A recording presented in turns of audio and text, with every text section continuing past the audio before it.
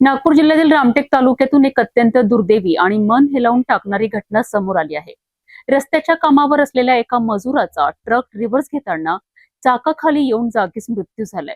मध्यरात्री घडलेल्या या अपघातामुळे कामाच्या ठिकाणच्या सुरक्षिततेवर पुन्हा एकदा गंभीर प्रश्न उपस्थित झाले आहेत। नागपूर जिल्ह्यातील रामटेक मौदा मार्गावरील निर्ला गाव शिवाराजवळ ही दुर्दैवी घटना घडली आहे। रस्त्याच्या बांधकामाचे काम सुरू असताना मुरुमाने भरलेला ट्रक रिकामा करण्यासाठी घटनास्थळी आला होता।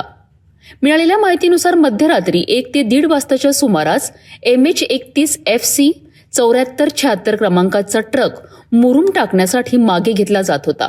त्याच ठिकाणी ट्रक अनलोड करण्याचे काम करणारे नरेश सुखदेव बसीने वय 40 वर्ष राहणार आजनी हे ट्रकची वाट पाहत असताना मुरुम टाकण्याच्या जागीच झोपले होते।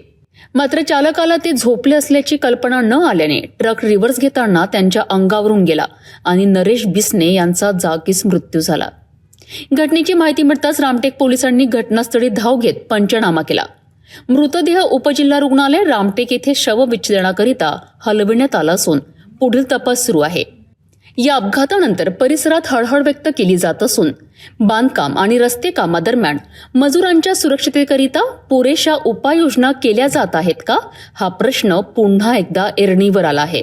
रामटेकमधील ही घटना कामाच्या ठिकाणी सुरक्षेचे नियम किती महत्त्वाचे आहेत याची पुन्हा एकदा जाणीव करून देणारी आहे।